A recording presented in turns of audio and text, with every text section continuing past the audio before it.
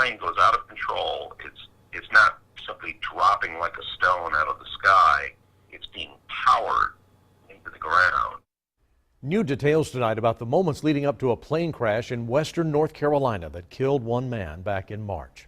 The National Transportation Safety Board and the Federal Aviation Administration are still investigating the crash. Could be years before we know all the details. But earlier this week, the NTSB released its preliminary findings in a report that 7 News' Stephanie Bornman is breaking down for you tonight. Stephanie. Tom, an experienced pilot and certified instructor that I spoke with tells me the report shows the single most important instrument failed while in flight, causing the pilot to lose control of the plane. It's a situation even the most experienced pilot would struggle to recover from while in the sky.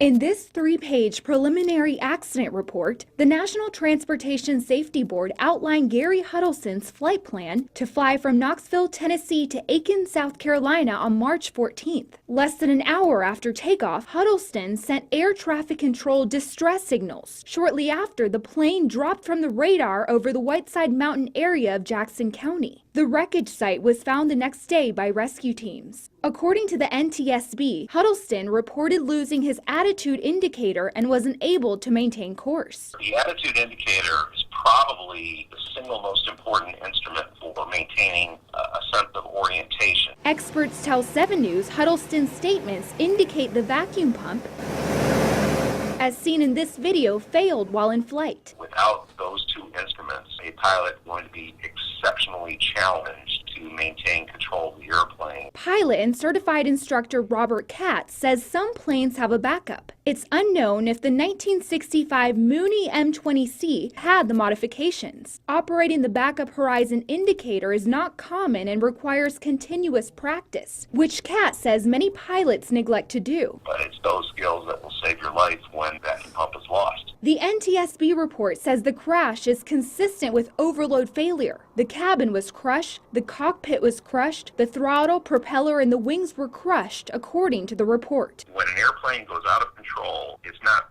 simply dropping like a stone out of the sky. It's being powered into the ground. So, Tom, the full report is available on our website if you want to go ahead and read it there. Also, the NTSB and FAA say that it could be between 12 and 24 months before the entire report is complete. When something like this happens, Stephanie, of course they want to get the basic facts of the case, but also want to see what can be learned from it. It might help future pilots.